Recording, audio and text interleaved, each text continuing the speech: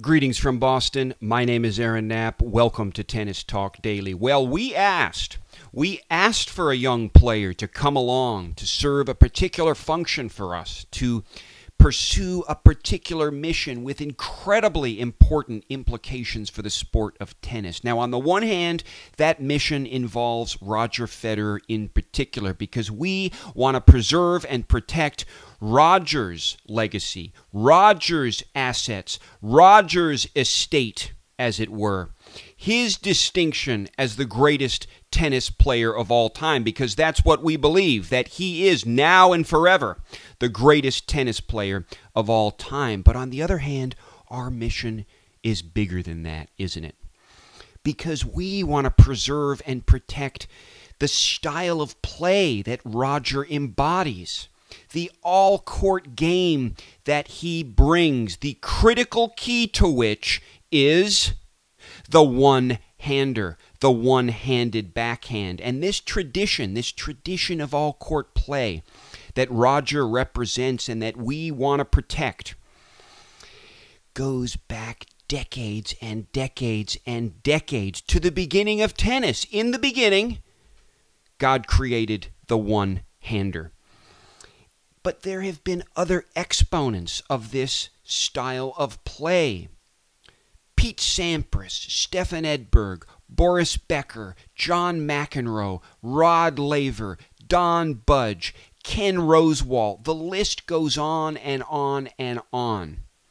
The homogeneous baseline play that predominates now is very young as a historical matter when compared to the all-court game rooted in the one-handed backhand that Roger Federer represents and has perfected. So we want to protect that legacy, that tradition, that style of play, because at this point, it's an endangered species. And if something doesn't change, it will go essentially extinct. Now, we've identified one pragmatic goal that must be achieved in order to carry out this mission. And that pragmatic goal is to stop Rafael Nadal on clay right now, immediately, this year. He must be stopped. And we've looked at a few players who might be able to do this. We've looked at Dominic Thiem. We've looked at Grigor Dimitrov. We've looked at Denis Shapovalov. We've looked at a few others. But as we were discussing these people, as we were praying for a young player to come along and fulfill this mission, as we were watching the videos, having this discussion, there was another player working somewhat behind the scenes, below the radar. A lot of you probably knew about him. I did. But we weren't attending to him too much because at that point, and it was just a week ago, he wasn't showing us too much. Well, in Monte Carlo, he beat Denis Shapovalov. And now, in Barcelona, he has had an incredible, potentially historic run. He's beaten Diego Schwartzman, the number 7 seed. He's beaten Ramos Vinolas, the number 10 seed, who is a great clay court player. And now, today, in straight sets, this individual, 19 years old, has disposed of the number 3 seed, Dominic Thiem, who is also the world number 7. He disposed of Thiem 6-3, 6-2 very decisively. This individual's name is Stefanos Tsitsipas, and we are going to devote today's episode to discussing this individual. Welcome to the channel again. Let's talk tennis.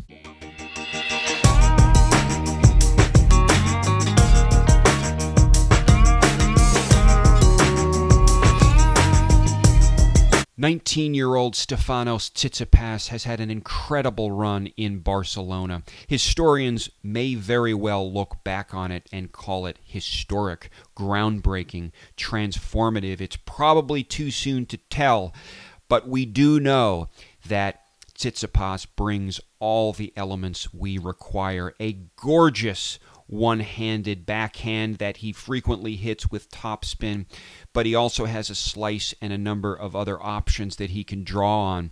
He plays the net very skillfully. Some excellent half volleys were executed in the match with Thiem, and his forehand is lethal, particularly the inside-out forehand. His footwork, finally, is tremendous and enables him to set up those beautiful backhands, but also to run around some backhands and hit those very devastating inside-out forehands that were giving Dominic Thiem a lot of trouble today. It didn't start out so promising for Tsitsipas in this match. He is the world number 63, incidentally. Dominic Thiem, the world number 7. Thiem broke Tsitsipas in the first game and went on to consolidate to go up 2-0 in the first set. And then Stefanos passed a very important sort of psychological test. Many players might not have been able to recover from that kind of devastating intro that Thiem offered. Well, not so with Stefanos. He kept his cool, he kept his head on straight, and began trying to fight back, and he did indeed succeed in doing that, breaking Thiem a few times to take the first set 6-3. He gave us some wonderful backhands, some wonderful inside-out forehands. He was making Thiem run all over the court, and this trend accelerated in the second set when Tsitsipas really sort of got the wheels turning, started getting into that sort of Fed Express mode, to draw on a metaphor relating to Roger Federer.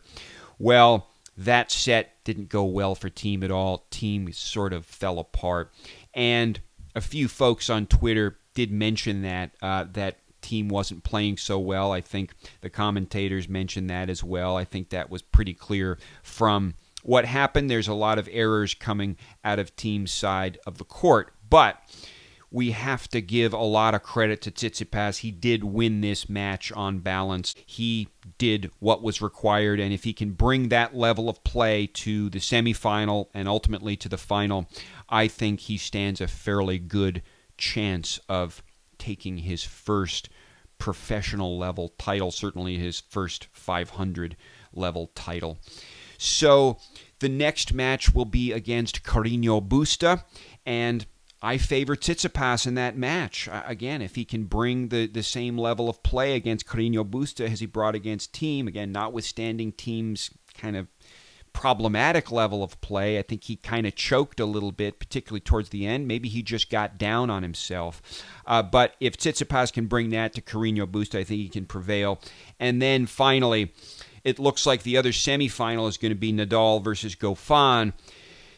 That's an interesting matchup, but looks like probably Nadal will be able to get through that, and it's going to be potentially Tsitsipas versus Nadal in the Barcelona final. Well, that's the one we need. That's the match we need, and we need Tsitsipas to get, at the very least, to give Nadal a hard time. Even if Nadal wins, we can still have hope in this youngster. The run itself, the defeats he's already accomplished, are enough to give us a lot of hope and give him an enormous amount of promise in terms of achieving some much greater goals in the future. So these matches will be interesting. I will give some comments on those semifinals once they're completed tomorrow. So subscribe, tune in, give a comment. Let me know what you think about Stefanos Tsitsipas. People have been mentioning him. I have had a couple of folks mention in the comments to the last videos that we need to talk about Tsitsipas. Of course, I think that's been prompted by his recent performance. So I definitely had to do that. There was no way I could not. But I just find it so interesting that right as we were talking about this, right as we opened up this issue, right as we started exploring this new mission and these possible players, someone was working behind the scenes, possibly to answer our prayers. Let's talk about this. A lot of exciting tennis and exciting coverage to come. Subscribe to the channel, and I will look forward to speaking with you soon. Bye.